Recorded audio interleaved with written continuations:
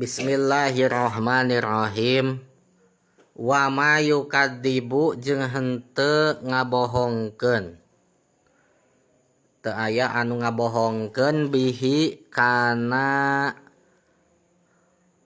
ayana poe babales, hari pembalasan.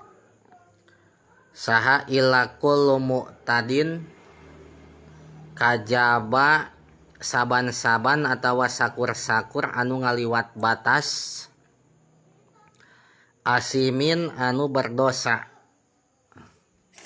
Jadi moal aya jalma anu teu percaya kana aya na hari pembalasan kecuali jalma anu ngaliwat batas.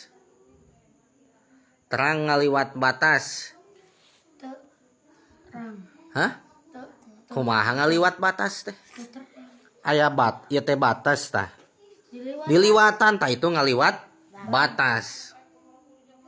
Kudu nama di jero ieu kitu. Ieu batasna teh misalna teh nya. Ieu teh batasna teh tingali. Maka tulis. Pek teh kalau keluar, tah itu ngaliwat batas. Maksudna ngaliwat batas teh kumaha di dieu? Nya eta ngaliwat batas-batasan agama. Ku agama mah dinaon? Dibates ulah kitu kudu kieu.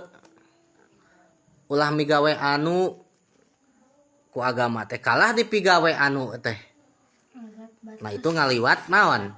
Batas. Tah jalma anu naon?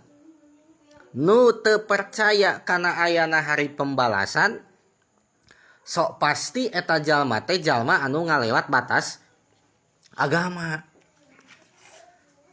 Cek jalma anu ngaliwat batas teh, moal aya hari pembalasan mah geus maot mah orang teh maot teh moal aya naon, moal dibales amal perbuatan orang di dunia teh geus maot memaot. Nah itu jalma anu ngomong kitu teh jalma anu melampaui batas, tur berdosa.